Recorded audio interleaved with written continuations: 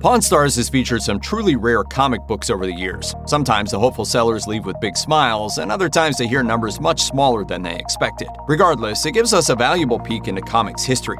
Here are the most expensive comic books seen on Pawn Stars. In Pawn Stars' 15th season, a guy named David brings in a copy of the DC Comics Superman vs. Muhammad Ali, looking for $300. Published in 1978, the same year as Ali's first retirement and Richard Donner's Superman movie, Superman vs. Muhammad Ali remains one of the most beloved DC comics of the 70s. Why would Superman and Ali fight? In the comic, an alien warlord challenges Earth to a championship boxing match, threatening to destroy the Earth if our champion loses. Superman and Ali fight for the privilege of representing Earth. The match takes place on a planet orbiting a red star, which temporarily robs Superman of his powers so the bout will be fair. As a superior boxer, Ali wins and goes on to defeat the alien champion, while Superman, his powers restored, destroys the invading fleet. Bye! In the Pawn Stars episode, Corey calls Toy Shack owner Johnny Jimenez to the store for an expert opinion, and Jimenez says the issue is one of his personal favorites. After geeking out over the comic and the gaggle of celebrities drawn on the cover, Jimenez values it between $150 and $175. Corey buys the comic for $135, less than half of the seller's asking price, but David seems happy anyway. In this episode, a man named Zan brings in a 1942 Moby Dick comic book. Zan previously tried to give the comic to his father, who collects books about whales and whaling, but apparently comic books don't cut the mustard. So instead, he tries to get $600 out of Chumley for it. This particular graphic novel is part of a series of literary adaptations published by Classics Illustrated. Between 1941 and 1969, Classics Illustrated adapted 169 different works to the comic book format, including novels, Shakespeare plays, and even fairy tales. I just wish I knew about him when I was back in school. Chumley calls CGC Grading's Paul Litch for a consultation. Litch says this particular comic is known for a rare variant interior cover, which includes what he calls, quote, a free promo kind of thing. Unfortunately, Zan's issue turns out to be the standard version, but he doesn't go away empty-handed. In spite of the book's dog-eared condition, Lynch's estimate isn't far below the asking price. Lynch puts the value of the book at $550, and after some haggling, Zan lets it go for $375. In Season 11, a hopeful seller brings a couple of valuable comics to the gold and silver pawn shop. One of them is 1975's Giant Size X-Men #1, for which he's asking $1,200.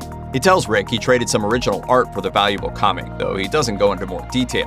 While Marvel's X-Men first appeared in 1963's Uncanny X-Men #1, many of the franchise's most popular mutants are introduced in Giant Size X-Men #1. Nightcrawler, Storm, Colossus, and Magic all make their first appearances in the later comic. While Wolverine was first glimpsed a year earlier in the final panel of Incredible Hulk #180, it wasn't until Giant Size X-Men #1 that we learned he's a mutant, or saw the surly attitude he's famous for.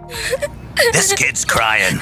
Do something. Rick calls Paul Litch to grade the comics, but the seller clearly isn't happy with Litch's estimate on Giant Size X-Men's value. While they agree on the grade, the appraiser puts a value between $550 and $600, less than half the asking price. When the seller says he needs at least $900 for it, Rick doesn't even bother trying to haggle and passes on it entirely. Oh, I love it when they play hard to get. In the same episode as Giant Size X-Men #1, the seller also brings in a copy of 1963's Avengers #1, the very first story about the Marvel Comics team that grew to be a media powerhouse. He asks Rick for a whopping $4,600 for the historic issue. That's the best you can do!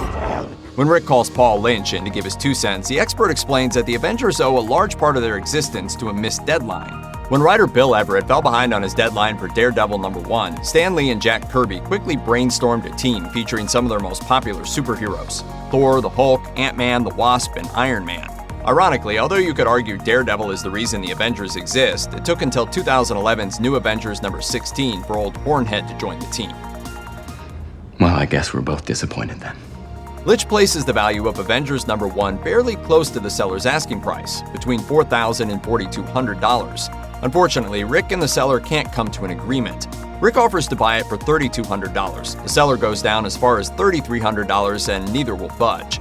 To give you an idea of how many factors contribute to a rare comic book's price tag, 3 years before this scene, a high-grade copy of Avengers #1 sold for $274,850. None of this makes sense. Season 13's Silver Stash Pawn shows us not only one of the most valuable comics to appear on Pawn Stars, but one of the most unexpected. In this episode, Zan returns with a rare copy of 1950's Adventures of Bob Hope #1. After World War II, the popularity of superhero comics waned and didn't rise again until the 60s. In that time, companies like DC looked to new directions for comic books, including licensed celebrity titles like Adventures of Bob Hope. Most issues of the series featured Hope in a series of comically crazy calamities similar to his movies. Paul Litch comes by and, in a rare turn of events, values the comic at $600, $100 higher than Zan's asking price. Rick seems doubtful the comic will sell, considering that Bob Hope isn't an action hero and isn't even a comedian most younger people would recognize. He haggles Zan down to $325. Do you know who Bob Hope is? The price is right.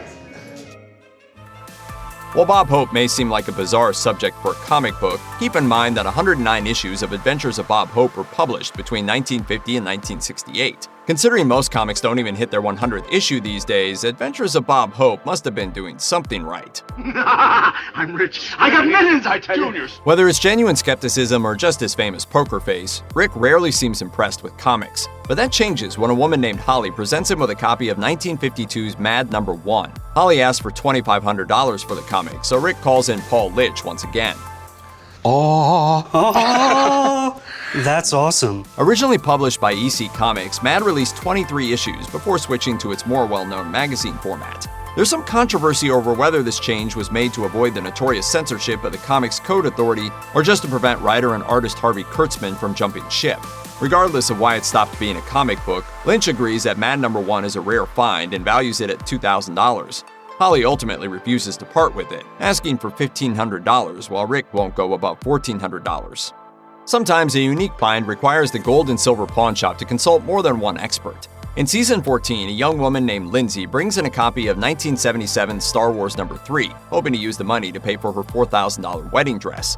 What makes this comic different is that the cover includes signatures from Harrison Ford, Carrie Fisher, and Mark Hamill. To make sure the signatures aren't forged, Chumley brings in authenticator Steve Grad. He says that not only are the autographs genuine, but he knows exactly when and where they come from, a 1977 signing at a Canadian comic book shop. He gives an estimate of $3,000 for the issue. Meanwhile, CGC's Paul Litch puts his own estimate at around $50, based solely on the comic's condition and not the autographs.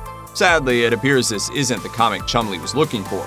Lindsay leaves the shop with the comic and without the money she needs for her wedding dress. She refuses to take anything below $3,000, while Chumley won't budge above $1,500. We hope she found a more generous buyer and didn't show up on her wedding day looking like a scruffy-looking Nerf herder. Who's scruffy looking? In Season 9's I'll Be Doggone, Chumley is transfixed when a seller brings in a copy of a new Peanuts book featuring Snoopy.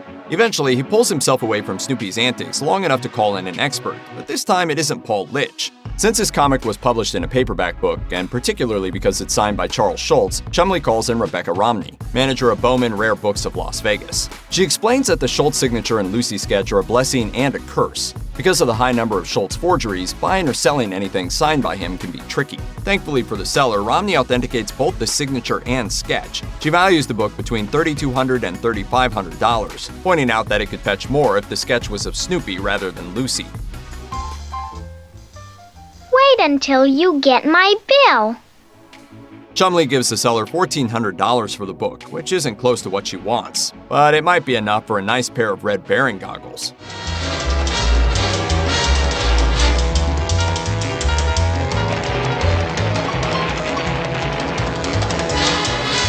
Not every superhero fan knows that Spider-Man didn't debut in his own comic series. The webhead first appeared in 1962's Amazing Fantasy No. 15.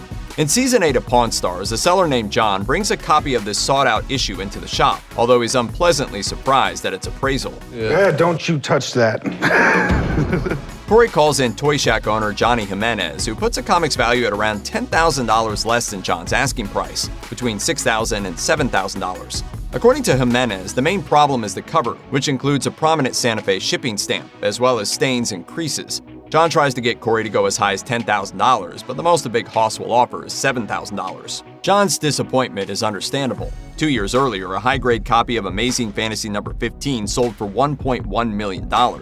Unfortunately for him, in comic book collecting, there's a huge difference between mid-grade and high-grade. I missed the part where that's my problem. In Season 14, restaurant owner Tommy brings in copies of Incredible Hulk No. 1 through 6, signed by Stan Lee himself. In a story that will amaze and terrify any comic book collector, Tommy says he found them while he was building his restaurant in Brooklyn, specifically, quote, in the basement behind a whole bunch of garbage. I see this as an absolute win. Tommy's comics actually represent the entire first series of Incredible Hulk. It only lasted 6 issues due to low sales, though the Hulk would remain in the Marvel Universe, helping to found the Avengers, eventually receiving his own solo series once again and becoming one of the most iconic superheroes of all time. The only problem with the comics is that Stan Lee's signature isn't original. Tommy met Stan the Man and asked him to sign the book several years earlier, and Corey wonders if that may have devalued the rare issues, especially because Lee's signature isn't all that rare. So he brings in Paul Litch, who puts everyone's mind at ease by confirming that most buyers would be thrilled about the signatures. Excelsior. Tommy wants $40,000 for the comics, and Paul roughly agrees, appraising them at $36,000. Corey and Tommy can't cut a deal though. Corey draws the line at $20,000, while Tommy doesn't seem interested in haggling and insists on his asking price. Still, the restaurant owner doesn't seem too disappointed and remains confident that he'll have another opportunity to get that $40K or even more. Damn. Check out one of our newest videos right here. Plus, even more Looper videos about comic books are coming soon. Subscribe to our YouTube channel and hit the bell so you don't miss a single one.